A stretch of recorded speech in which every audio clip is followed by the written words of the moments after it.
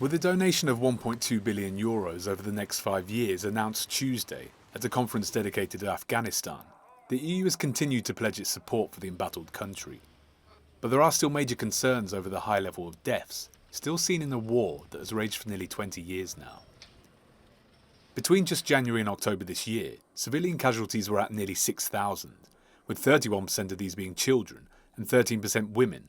So why has there still been no ceasefire? We have to understand that in these talks and following the Doha agreement between the US and the Taliban, there were 5 chapters. 4 chapters have been completed. The only one that remains is the ceasefire.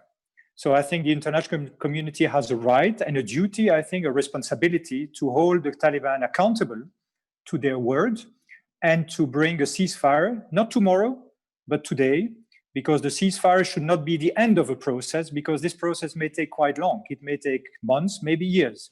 At the same time, Afghan migrants continue to be the second highest asylum applicants to the EU. But this isn't the only thing that makes the EU's role in the country so relevant. What we have seen in the past is that the instability that comes from Afghanistan also reaches more remote parts of the world, like Europe. Afghanistan is today the first population of irregular migrants in Europe.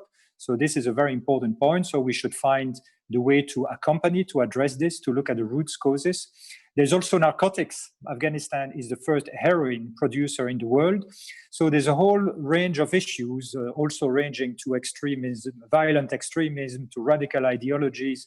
All these things can, of course, be exported out of Afghanistan and reach our countries. And with Donald Trump's decision to withdraw US troops from Afghanistan being heavily criticized, one expert says this could be immediately rowed back by a Biden administration.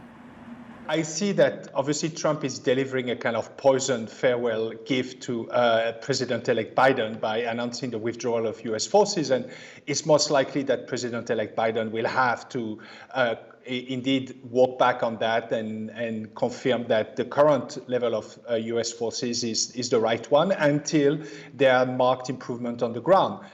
He also added that the only thing the EU can do is to provide a big check to Afghanistan. When it comes to the actual peace negotiations, there's very little the bloc can do.